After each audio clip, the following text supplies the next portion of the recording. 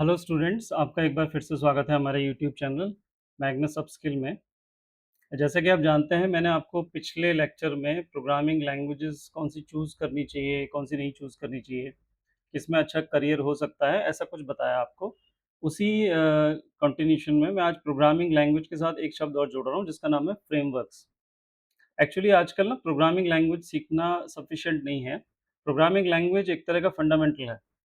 आजकल चीज़ें बनाने के लिए हमको फ्रेमवर्क्स की ज़्यादा ज़रूरत होती है, तो मेरे को फ्रेमवर्क्स की नॉलेज भी आपको देनी थी।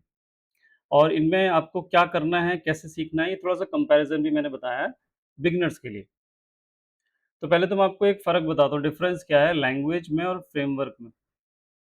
बेसिकली लैंग्वेज एक कोर टूल है, जिससे आप कोडिंग लिखते हैं, यानी कि सॉफ्टवेयर्स तैयार होते हैं।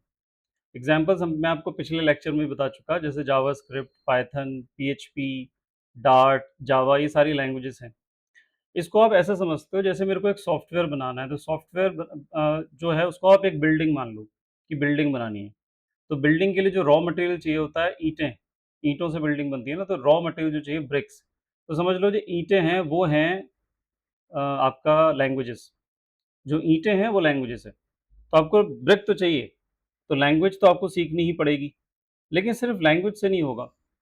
वहाँ पर जैसे आपको ना कुछ लकड़ी के फ्रेम्स आते हैं वो लगाने पड़ेंगे, जालियाँ लगानी पड़ेंगी, तो वो सब मिलता है आपको। यहाँ पर एक चीज़ होती है फ्रेमवर्क। तो फ्रेमवर्क क्या होता है? फ्रेमवर्क एक प्री बिल्ट स्ट्रक्चर होता है, जो लैंग्वेज के ऊपर चलता है। इनके नाम कुछ इस तरह से हैं मार्केट में। रिएक्ट नाम से एक फ्रेमवर्क होता है, जेंगो होता है, लारावेल होता है, फ्लटर होता है, नोड जेएस होता है। तो इवन जॉब ज़रूरी नहीं है आजकल लैंग्वेजेस के नाम से निकलती हैं, जॉब आजकल फ्रेमवर्क्स के नाम से ज़्यादा निकलती हैं। आपसे पूछा जाएगा कि आप उनको एक रिएक्ट डेवलपर चाहिए होता है, कंपनी को आजकल एक फ्लटर डेवलपर चाहिए होता है, लारावेल डेवलपर चाहिए होता है। तो इनको फ्रेमवर्क्स बोलते हैं। इसको आप एक तरह का ब्लूप्रिंट समझ सकते हो। एक खाका, आपको कोई सॉफ्टवेयर बनाना है तो पहले से एक तैयार खाका मिला हुआ है आपको, उस खाके में आपको सिर्फ चीज़ें डालनी है। तो फ्रेमवर्क सीख के क्या होता है, आपका टाइम बचता है। आपका टाइम बचता है और चीज़ें बड़ी स्ट्रक्चर्ड वे में होती हैं, बड़ी सही तरह से होती हैं, क्योंकि जो लोग ये फ्रेमवर्क बनाते हैं, वो काफ़ी एक्सपर्टीज़ होते हैं लैंग्वेजेज़ के। तो लैंग्वेज तो सीखना है, लैंग्वेज तो एक फंडामेंटल चीज़ है सॉफ्टवेयर डेवलपमेंट की, लेकिन आजकल फ्रेमवर्क्स भी बहुत यूज़ होते हैं, तो हमें फ्रेमवर्क भी सीखने पड़ते हैं। फ्रेमवर्क एक तरह का ब्लूप्रिंट बोला जाता है। जो भी टेक फील्ड है, जो इवन पूरा टेक है, वो लगभग 5 की डोमेन्स में बँटा हुआ है। मतलब क्या-क्या चीज़ें हो सकती हैं। जैसे वेबसाइट देखते हैं, टेक में क्या होता है, आपको वेबसाइट दिखती हैं, मोबाइल में ऐप्स दिखती हैं, यही सब तो होता है। तो आपको जो भी इंटरनेट के थ्रू दिख रहा होता है, उसमें पहला एक डोमेन होता है, इसको बोलते हैं फ्रंट एंड। जो यूज़र देखते हैं, जो जो यूज़र देखेगा वो फ्रंट एंड बोला जाता है।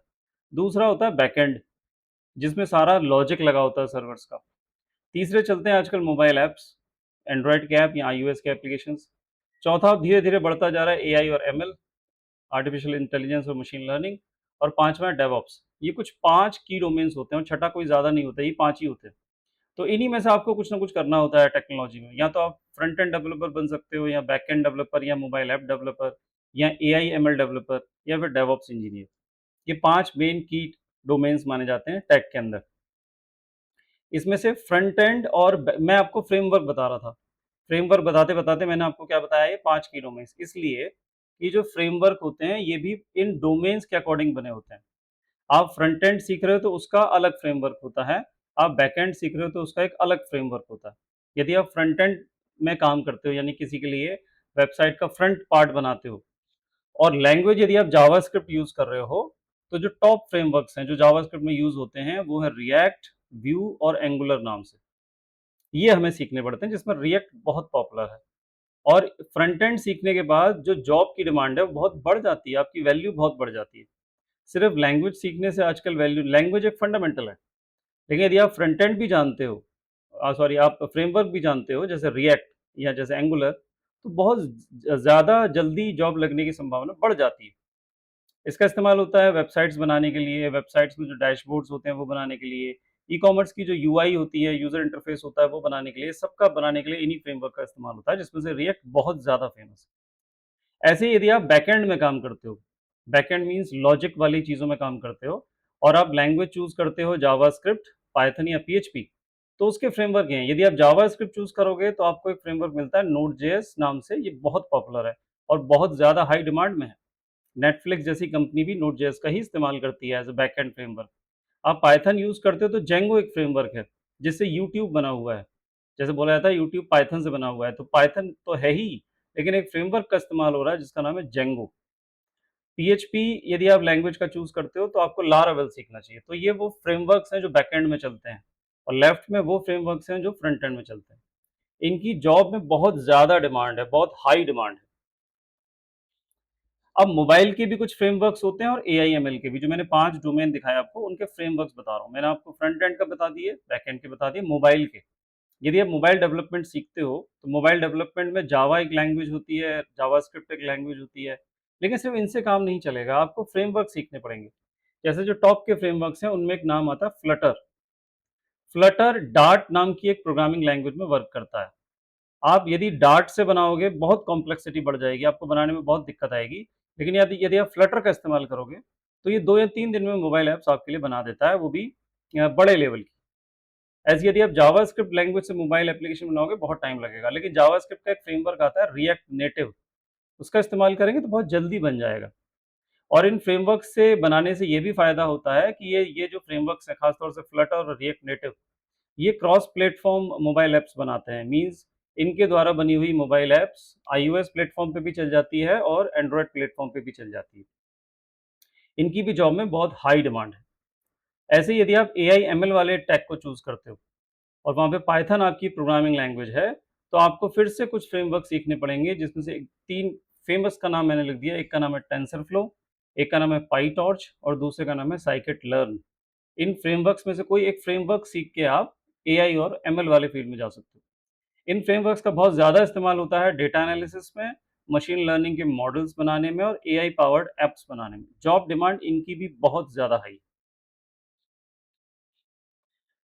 5वां टैब था, जो टैग बताया था मैंने आपको, डोमेन बताया था, वो था डेवऑप्स। डेवऑप्स में बहुत सारी लैंग्वेज यूज़ होती हैं, पाइथन, बैश, गो, यामल। इसमें जो आप फ्रेमवर्क्स यूज़ कर सकते हो, वो आप डॉकर कर सकते हो, कुबरनेटिस नाम का फ्रेमवर्क होता है, टेराफॉर्म होता है, एंसिबल होता है। इन फ्रेमवर्क्स का इस्तेमाल डेवऑप्स इंजीनियर वाले कर सकते हैं। कर सकते नहीं, करते हैं। रियल लाइफ में प्रोग्रामिंग लैंग्वेजेस ही नहीं, एक्चुअली फ्रेमवर्क्स यूज़ हो रहे होते हैं। लेकिन फ्रेमवर्क सीखने से पहले आपको प्रोग्रामिंग लैंग्वेज पता होनी चाहिए। जैसे बिल्डिंग बनाने में मैंने बोला प्रोग्रामिंग लैंग्वेज ब्रिक्स हैं, बेसिक्स हैं। बेसिक्स तो चाहिए ही, प्रोग्रामिंग लैंग्वेज तो चाहिए ही। लेकिन सिर्फ़ प्रोग्रामिंग लैंग्वेज की मदद से नहीं बनता है कुछ, आपको कुछ और भी चाहिए होता है, वो होता है फ्रेमवर्क।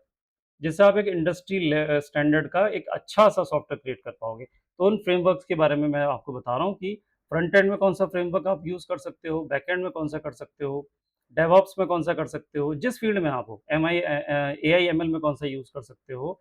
जिस भी फ़ील्ड में आप काम करते हो, उसमें प्रोग्रामिंग के साथ-साथ फ्रेमवर्क कौन-सा यूज़ कर सकते हो। अब यहाँ पर मैंने फिर से उनको एक साथ दे दिया है।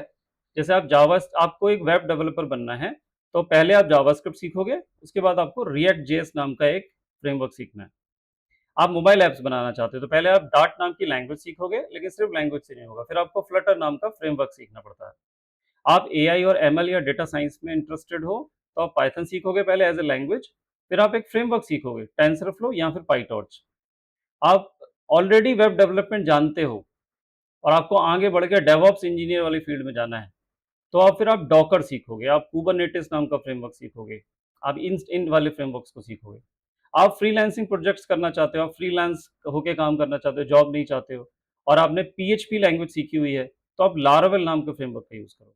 तो इस तरह से आपको डिसीजन लेना है कि यदि आपने पीएचपी किया है, अब आपको कौन-सा फ्रेमवर्क चूज़ करना है, तो आपको लारावेल चूज़ करना है। आपने पाइथन लिया हुआ है और आपको एआई फील्ड में जाना है, तो आपको टेंसरफ्लो या पाइटॉर्च में से कोई पढ़ना है या चूज़ करना है। आपने डार्ट लैंग्वेज पढ़ी हुई है और मोबाइल ऐप बनाना चाहते हो, तो आपको फिर फ्लटर चूज़ करना है। इस तरह से आपको डिसीजन लेना है। एक कॉमन मिस्टेक्स है जो बिगिनर ज़्यादातर करते हैं। Learning too many languages at once means एक साथ बहुत सारी लैंग्वेज सीखने की कोशिश कतई नहीं करनी है। सिर्फ एक लैंग्वेज सीखनी है, उसमें सही तरह से मास्टरी करनी है। ये सही तरीका होता है। मेरे को 3-4 लैंग्वेज सीखनी ही नहीं है। एक कोई पकड़नी है, बस उसी में रहना है, सिर्फ सिंगल। जब तक वो ठीक से ना आ जाए, दूसरे में हाथ भी नहीं लगाना। दूसरा, बेसिक्स को स्किप नहीं करना है। सबसे इम्पोर्टेंट बेसिक्स ही होते हैं। आपने बेसिक्स स्किप करा और मैं आज फ्रेमवर्क बता रहा हूँ और कोई फ्रेमवर्क सीखने लग गया, ये भी गलत है। आप सीधे फ्रेमवर्क सीखोगे तो भी खराब कर रहे हो। पहले आपको बेसिक्स ही सीखना पड़ेगा, मतलब पहले आपको लैंग्वेज ही सीखनी पड़ेगी, उसके बाद फ्रेमवर्क पे जाना सही है। तीसरा जो सब आजकल बहुत ज़्यादा यूज़ होता है कि लोग यूट्यूब में बहुत ज़्यादा वीडियोज़ देख रहे होते हैं सीखने के लिए, इसको बोला जाता है ट्यूटोरियल हेल। मतलब वीडियो देखते ही रह जाते हैं, कर कुछ नहीं पाते हैं। सालों हो जाते हैं, वीडियो ही देखते रह जाते हैं, ये भी सीख लिया वीडियो देख के, वो भी सीख लिया वीडियो देख के, आया कुछ भी नहीं, उससे कभी कुछ नहीं आता है। मैं स 4 साल भी वीडियो देखूँगा तब भी मेरे को कुछ नहीं आएगा, आएगा मेरे को क्या करके, खुद से करके। तो इवन सिंगल डे में 30 मिनट भी करूँ लेकिन करूँ, मैं हाथ से कोडिंग करूँ, सिर्फ़ वीडियो देख के मेरे को कुछ नहीं आता है, उसको बोलते हैं ट्यूटोरियल हेल। ये मिस्टेक करते हैं बहुत सारे लोग, सिर्फ़ ट्यूटोरियल देखते हैं, करते नहीं हैं। दूसरा, अपने को सीनियर से कंपेयर नहीं करना है कभी। किसी को आता है तो मैं उससे कंपेयर ना करूँ, मैं मेरे को अभी नहीं आता है, तो मैं सिर्फ़ अपने को अपने से कंपेयर करूँ। तब मैं धीरे-धीरे लैंग्वेजेज़ में और फ्रेमवर्क्स में आगे बढ़ता हूँ। ये फिर लास्ट में मैंने फिर से एक रेफरेंस समरी दी आपको। आप वेब फ्रेमवर्क फ्रंट एंड वाले फ़ील्ड में हो, जावास्क्रिप्ट आपको आती है, तो आपको रिएक्ट, व्यू, एंगुलर में से कोई चूज़ करना चाहिए। आप बैकएंड के फ़ील्ड में हो, आपको जावास्क्रिप्ट आती है, तो आपको नोड.जेएस चूज़ करना चाहिए। पाइथन आती है, तो आपको जेंगो नाम का फ्रेमवर्क चूज़ करना चाहिए। पीएचपी आती है, तो आपको लारावेल चूज़ करना चाहिए। आप मोबाइल ऐप वाले डेवलपमेंट वाले फ़ील्ड में हो, आपको डार्ट नाम की लैंग्वेज आती है, तो आपको फ्लटर चूज़ करना चाहिए और आपको कोटलिन नाम की लैंग्वेज आती है, तो आपको जेटपैक कंपोज़ चूज़ करना चाहिए। आप एआई-एमएल वाले फ़ील्ड में हो, आपको पाइथन आती है, तो आपको टेंसरफ्लो चूज़ करना चाहिए। आप डेवऑप्स इंजीनियर हो, आपको पहले से पाइथन या बैश नाम की लैंग्वेजेज़ आती है, तो आपको डॉकर चूज़ करना चाहिए, आपको कुबरनेटिस चूज़ करना चाहिए और आपको टेराफॉर्म चूज़ करना चाहिए। किसको क्या चूज़ करना चाहिए डिसीज़न लेने के लिए, वो यहाँ पर एक समरी जैसी दी हुई है। लास्ट में एक थोड़ा छोटा-सा एक टेक अवेज़ है कि लैंग्वेज जो है ना वो फाउंडेशन है, प्रोग्रामिंग लैंग्वेज सिर्फ़ फाउंडेशन है। फ्रेमवर्क एक टूल है जो उसके ऊपर बना है, जो आपकी क बातों को आसान कर देता है, इंडस्ट्री स्टैंडर्ड का कर देता है। आप जावास्क्रिप्ट से स्टार्ट करो यदि आप बिगिनर हो, पाइथन से स्टार्ट करो, दोनों ब बहुत जो हैं वो बिगिनर फ्रेंडली हैं। मोबाइल में आप फ्लटर नाम की फ्रेमवर्क का इस्तेमाल करो। ये आजकल बहुत ज़्यादा क्रॉस प्लेटफ़ॉर्म है और बहुत ज़्यादा बैंक्स भी इसी के थ्रू मोबाइल एप्लीकेशंस बनाते हैं आजकल। आप लैंग्वेजेस में जंप मत करो, कोई एक पकड़ो उसको डेप्थ में सीखो, दूसरी लैंग्वेज पे जाओ ही मत जब तक एक समझ में ना आए। और एंड गोल आपका क्या होना चाहिए वो तो आपको डिसाइड करना है कि आपको जॉब करना है, फ्रीलांसिंग करनी है, एआई करनी है या आपके स्टैक उसी हिसाब से मतलब आपको ना स्टैक चूज़ करना है। जॉब वाला स्टैक अलग होता है टेक स्टैक, फ्रीलांसिंग वाला ज़्यादातर पीएचपी होता है, लारावेल होता है, एआई से स्टैक में ज़्यादातर पाइथन होती है और पाइथन से रिलेटेड फ्रेमवर्क्स होते हैं। तो ये था लैंग्वेजेस और फ्रेमवर्क का कंपैरिज़न। नेक्स्ट वीडियो में आपसे फिर मिलेंगे, तब तक देखते रहिए, सब्सक्राइब कीजिए। धन्यवाद।